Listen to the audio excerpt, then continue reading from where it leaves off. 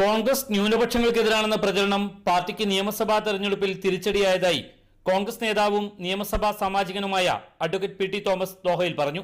തെരഞ്ഞെടുപ്പ് സമയത്ത് കൂട്ടായി പ്രവർത്തിച്ച് സ്ഥാനാർത്ഥികൾക്ക് വേണ്ട പിന്തുണ നൽകിയിരുന്നെങ്കിൽ 16 സീറ്റെങ്കിലും കൂടുതൽ ലഭിക്കുമായിരുന്നുവെന്നും പരാജയത്തിന്റെ ഉത്തരവാദിത്വം പാർട്ടി നേതാക്കൾക്കുണ്ടെന്നും അദ്ദേഹം കൂട്ടിച്ചേർത്തു.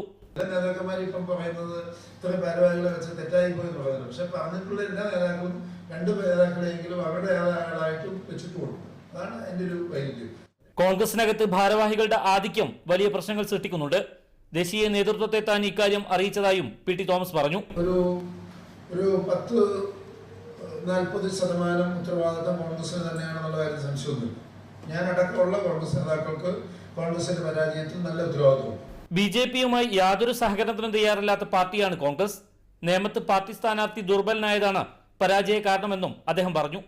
രാഷ്ട്രപിതാവ് ഗാന്ധിജിയെ കൊന്ന ഗോഡ്സെയെ തള്ളിപ്പറയാത്ത കാലത്തോളം ബി.ജെ.പിയുടെ ദേശസ്നേഹം അപഹാസ്യമായിരിക്കുമെന്നും അദ്ദേഹം കുറ്റപ്പെടുത്തി. ഗാന്ധിജിയെ കൊന്ന നാഥുറാം വിനായക് ഗോഡ്സെയുമായി ഞങ്ങൾക്ക് യാതൊരു ബന്ധവുമില്ല എന്ന് പ്രഖ്യാപിക്കട്ടെ.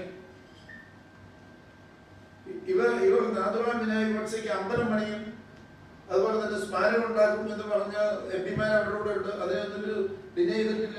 ഹ്രസ്വ സന്ദർശനാർത്ഥം ഖത്തറിലെത്തിയ അദ്ദേഹം ദോഹയിൽ ഇന്ത്യൻ മീഡിയ ഫോറം സംഘടിപ്പിച്ച മീറ്റ് ദി പ്രസ് പരിപാടിയിൽ പങ്കെടുത്ത് സംസാരിക്കുകയായിരുന്നു.